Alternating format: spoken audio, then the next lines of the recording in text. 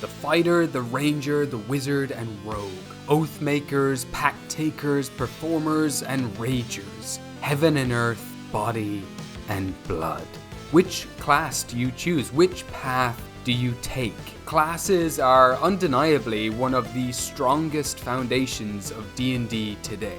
The class you choose plays a massive role in your hero's journey, setting and binding them to a single path of progression with only a few deviations, choosing your subclass and deciding whether or not to multiclass. After that, you're locked in, tied to the stereotypes and prejudice that comes with your chosen package. When you introduce your D&D character, how do you define them? By their actions, or maybe their accomplishments, or the choices they've made? Or maybe it's easier just to say they are Bonan the... I get it, I have no issues with classes and I totally understand the role they serve in the game. But I believe that characters can be more than just a class and should not be limited to a set path. Life is always changing and so are we, always adapting and adjusting ourselves accordingly. The talents and knowledge we have accumulated through our lives tell the story of who we are and where we've come from. And a hero's journey is no different. The choices you make should define what powers and abilities you acquire and should not be handed to you in some pre-made goodie bag by your class. How often as a kid did you head home from a birthday party with a little goodie bag and find that there's some carrot or some kind of shelled nuts in your collection of candy? Some unwanted elements that just don't jive with your candy-only mindset. All too often, I've wanted a very specific feature from a certain class and have had a collection of unwanted abilities in my way in order to get it. Having to take up 3 levels of Ranger, for example, just so I can get those sweet Gloomstalker abilities. What if every power and ability you learned was your own? And what if there were no classes to hold you back? Today we're going to build some wild classless builds using my very own Classless Skill Tree. For anyone unfamiliar with it, you can check out one of my videos here or in the description below to familiarize yourself with it all. And once you've done so, hop back over here and join us as we design minion leaders, freezing fog wielders, grand performing magicians, and mounted knight masters. I will be breaking down the Classless Skill Tree, taking you through a step-by-step guide on how to use it and fill in the accompanied character sheets using builds made by you, the community, as examples. That's so cool to be able to say that these are all from you guys. It's so cool. So as our starting example, we're going to take Taco's incredible build for a magician known for their grand performances. This build has been aptly named Summoning 101, and it focuses solely around the classic magician's tricks such as pulling rabbits or doves from a hat. But the twist here is that these doves and rabbits are actually kamikaze bombers. And they surround the enemy, and when one dies, it explodes in a death burst, causing a chain reaction, exploding all of its fellow comrades, causing them also to explode, in turn consuming their target in a series of explosions, destroying them utterly. This build also only has 14 hit points at level 3, and so they specialize in evading abilities in order to stay alive while their minions do all the work for them. So let's break this down, shall we? Going through this system's step-by-step guide, Taco has chosen the Eladrin race and has assigned their ability scores accordingly, throwing a +2 in charisma and a +1 into dexterity. In step 2, for building their starter pack, they have chosen to gain proficiency in sleight of hand and performance, which makes total sense, and then picked up 50 gold pieces twice, giving them a total of 100 gold to start with.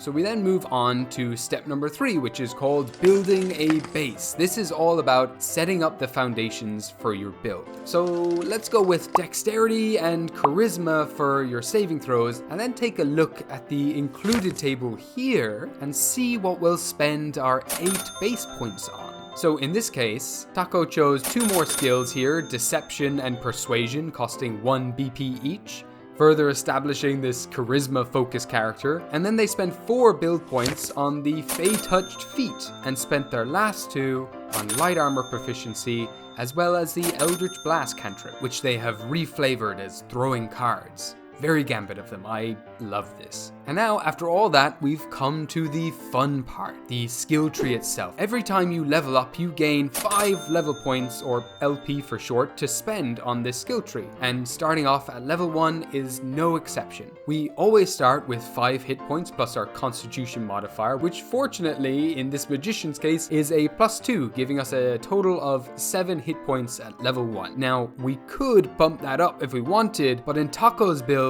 they have instead decided to forgo taking more hit points so that they can progress further down the skill tree and pick some juicier abilities early on. They take a little bit of stamina and a pinch of mana, so let's mark those down here. You'll notice that both the stamina and mana trackers both have 2 fillable spaces as well. One will be to keep track of our maximum amount of stamina or mana, and then the second will be used for keeping track of how much mana and stamina we currently have. For now though, since they're both full, we'll just simply mark 2 for the pair. We then progress through the sneak attack node, which is always handy to have, and you'll notice then how new routes become available to us now. We're going to purchase from both the trick node as well as the Jutsu node, both of which lets you choose 2 options every time you purchase from them. So we'll be taking up the feint and dodge abilities from the trick node, as well as the shadow step and substitution jutsu from the latter. And now we have plenty of options to get out of trouble should we need to. We'll mark all of these down on our character sheet, as well as fill in the progress we've made over here on the skill tree sheet. We'll write down how much LP we've invested in each branch of the tree. You'll see that 3 are in the green or technical branch, and 1 is in the blue branch. We've also then purchased a teal node, which actually counts as both a green and a blue node, so we'll put 1 more point in each of these. And so, based on our investments in these nodes, we can determine what type of hit dice we have. Since we've invested mostly in green, we will use D8s for our hit dice, which can be used for both recovering hit points or mana during a short rest. But just know that you won't be adding your con mod whenever you choose to recover mana. Moving on to level 2 is where the build really comes alive. We're bumping up our hit points by 7 with 1 purchase of the health node, which always grants 5 hit points plus our constitution modifier. And then we'll purchase from mana and stamina once more, so we'll adjust those meters accordingly, which then leaves us with 2 more level points to spend. And with that, we will purchase from the summon node, learning how to summon 3 eagles. Oh, baby, a triple! Which will be reflavored as doves. And lastly, we will purchase from the summon buffs node to take up Death Burst. Now, keep in mind, if I want to summon all 3 doves and give them all Death Burst, it's going to cost me all of my 4 mana in order to do so. But for now, let's move on to our final level in this example build, where we're going to invest heavily into mana, purchasing from the mana node 3 times, bringing our mana all the way up to 10. Doing so rewards us with a new level 1 spell for free, which is really nice. So we're going to take the Bless spell, which is reflavored as throwing clovers at people. And then we're going to purchase 1 more time from the summon skill tree, taking up 3 rats, which of course will reflavor into bunnies. And lastly, we will specialize in deception to really win the crowd over with our tomfoolery. And now we can send a swarm of doves and bunnies, all at the enemy, completely surrounding them, should we wish, shoot one with an Eldritch Blast, and cause a chain reaction of explosions, dealing 6d6 magical bludgeoning damage to the target at level 3. Quite the pièce de résistance, I would say. Some final touches then to the character would be now adjusting their hit dice to d6s, since we've invested so heavily in the magic branches. So let's fill in the tree accordingly. And we're done. A master of deception and wowing a crowd. This magician will blow you away. Literally. Thank you so much to Taco for submitting this build, and if you wish to have your builds showcased sometime in the future on this channel, consider hopping over to the Ugly Goblin Discord, where you can share your builds and thoughts on this whole system, and it's just a really fun, lovely place. There's loads of us now, all just talking about whatever. Moving on though, let's take a look at a few more fun builds and what other shenanigans we can get up to with this classless skill tree. But we'll keep these breakdowns fairly simple since you kind of know the drill here. So we're going to open up with Kitomi Kitori Githeri Tokazu's custom build titled The Apparition of Frosted Mist. Very mysterious. This build focuses on wielding mana in a similar way to Ki. Everything has been reflavored as this freezing night fog elemental, infusing their strikes with icy energies while hiding in a cloud of freezing mist, attacking enemies within it using their blind sight fighting style. Very slick, very flavorful.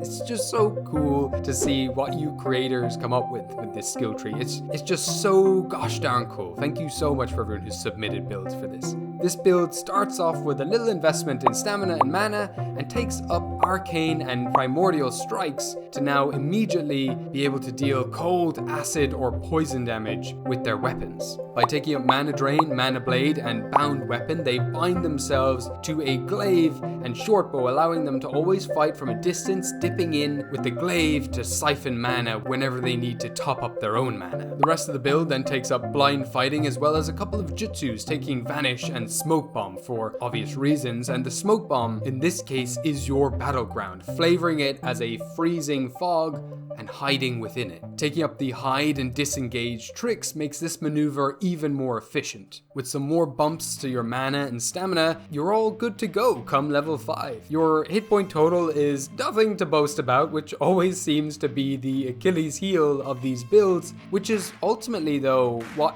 balances this entire system. You always have to choose the option between going for power, but at the cost of inevitably becoming a glass cannon in return. I adore this build. It's so rich in flavor and has endless roleplay potential. You could also easily swap out the flavoring here for something like poison, and you've got yourself Viper from Valorant.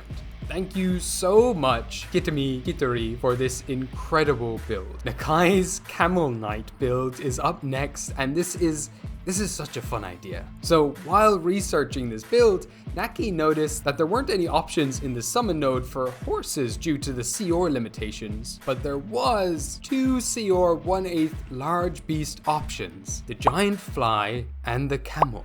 And so Glathine Sandrider Vanugolani was born, a Goliath knight who roams the desert atop a camel who has focused on speed and tankiness in this build, or at least the camel is both of these, when boosted up with the speedy and well-fed summon buffs. Glathine, or Glathane, I'm not sure if I'm pronouncing that right, has focused on heavy armor and shield proficiencies, as well as the defense combat focus, giving them a whopping 21 AC if they can get their hands on some plate mail very early on. On top of that, they've invested in a wonderful assortment of different ways to attack their enemies, opening with their exposing strikes to debilitate or expose, and then finish them off with some primal strikes, sending a surge of fire, lightning, or thunder damage through their lance, sending their enemy flying back with the poker weapon mastery. Come level 5, they've got an extra attack so they can do all of this in one turn, draining their enemy for mana with mana drain so they can do it all over again.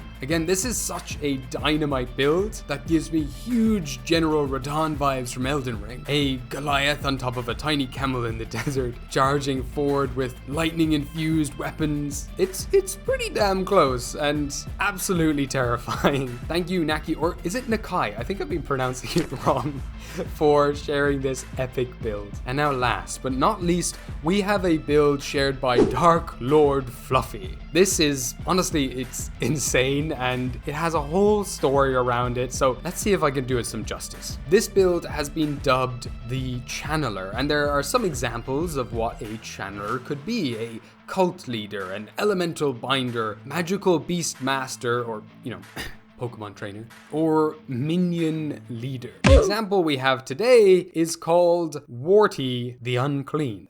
So this little guy is a goblin, so I've got to share this build. Goblin code orders me to do so. So Warty has had a very tragic backstory, being overshadowed by his older brother Chad, forgotten and then left alone by his clan, and just been blessed with terrible luck in general. Now forced to wander the world alone, he was so desperate to find anyone he could call a friend.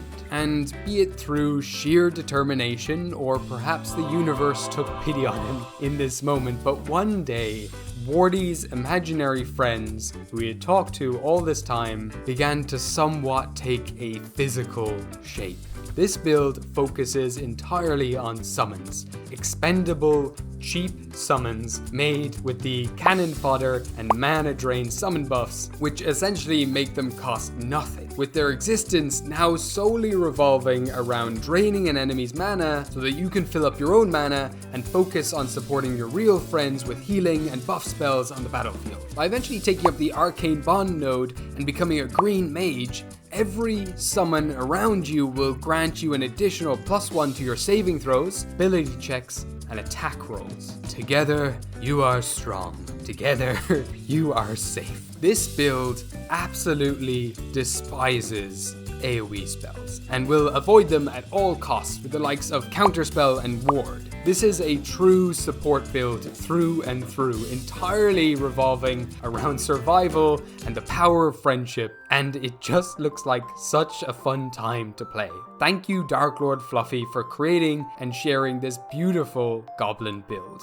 And with that, I think we have to conclude this video. My gosh, it's really been so much fun, so wonderful to collaborate with you all and use this platform to share your insanely creative creations using this Classless Skill Tree. Thank you again for everyone who has watched this, who shares my content, and I also just really have to thank each and every one of you incredible patrons out there who support me and allow me to do what I do. Literally, this is my full-time career now, and it's thanks to you. YouTube has been an incredible platform for me to share my content and reach out to all of you incredible people, but it's my patrons who are my pillars, holding me up and supporting me on this wild ride. So thank you so much.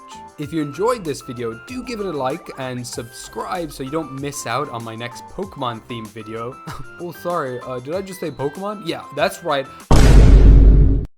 I was doing some foreshadowing there, I don't know if you noticed, but yeah, I'm throwing a curveball in here, and in my next video, I'm gonna let all of you Digimon and Pokemon lovers out there have a field day, because I'm going to be sharing my insanely in-depth rules for an expanded summon skill tree that lets you level up and evolve critters in your games. You get to design your very own Pokemon. Well, summon. There are moves, type charts, everything you could ever ask for. So subscribe now so you don't miss that when it comes out. But while you wait, do check out some of these other juicy videos over here. Catch up on skill trees, enjoy some Jujutsu Kaisen content, and perhaps, if you feel like it, you can check out one of my world building workshops. Whatever you do, have fun. Wherever you are, have a wonderful day.